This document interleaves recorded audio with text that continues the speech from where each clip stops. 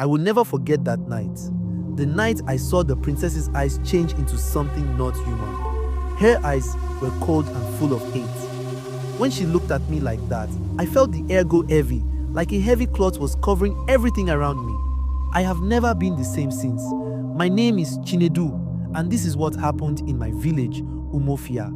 Umuofia is a small town deep in Igbo land. We are simple people, living our lives quietly, but we have our stories. Stories passed from mouth to ear, about spirits, about kings, and about the princess. The princess's name was Adaeze. She was the king's only daughter, the pride of the palace. When she was young, people said she was the most beautiful girl in the entire land. She had smooth dark skin and eyes that could stop a man's heart. But from the start, Adaeze was different. She was proud and cruel. Even as a child, she liked to order others around. People feared her because she treated them like they were less than dots. The king, Eze Nnamdi, loved his daughter too much to correct her. He gave her anything she wanted. But the villagers whispered that the princess's heart was dark and cold. One day, something changed. No one knew when or why. But after our visit to the river, Adaeze was no longer the same girl. She stopped talking to the people. She no longer smiled. She stayed in her room all day and night. When the palace guards tried to check on her, she sent them away with cold eyes and harsh words.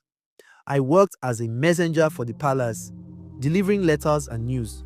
One night, I had to deliver a message to the king late after the sun had set.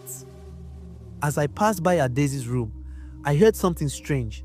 Soft whisper like someone talking to themselves. A low voice, barely loud enough to hear. Curious, I stopped. The door was cracked open a little.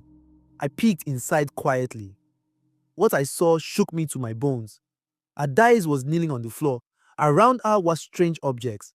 Bones, feathers, and a small fire burning in a clay pot. She was speaking in a language I could not understand, but her voice was sharp and angry. Her face looked strange in the firelight.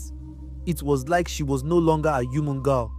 Her mouth was wider than normal, and her eyes glowed red, reflecting the flames. Suddenly, she stopped and turned her head slowly toward the door. Our eyes met. That was the worst moment of my life. Her eyes were not those of my princess anymore. They were empty and full of something dark and terrible. She smiled slowly and whispered, "You should not be here." I ran. I did not look back. After that night, strange things started to happen in the village. Goats and chickens disappeared. We found empty cages and pens with no animals inside. People whispered that the princess had cursed us. Then, children began to fall sick. The village healer said it was not sickness but a curse. Some children died quietly in their sleep. No one knew what to do. We feared the princess, but also feared the king. No one dared to speak about it openly. One night, I saw Adaeze leave the palace. She walked alone into the dark forest that surrounds our village. I decided to follow her from a distance. She went deep into the trees, to an old shrine abandoned for years. There, she met strange figures. They were not people. Their eyes shone like fire and their teeth were sharp like wild animals. Adaeze bowed to them. They gave her a small black stone. She held it tight and smiled a wicked smile that made my skin crawl. After that night, I knew the princess was no longer just a spoiled girl. She had made a terrible deal with the spirits of the forest. I tried to tell the king. I told him what I saw, begged him to stop his daughter before she destroyed us all. But he would not listen. He said I was mad or cursed. Days later, Adaeze disappeared. No one ever saw her again. The king soon died too, and the palace fell to ruin.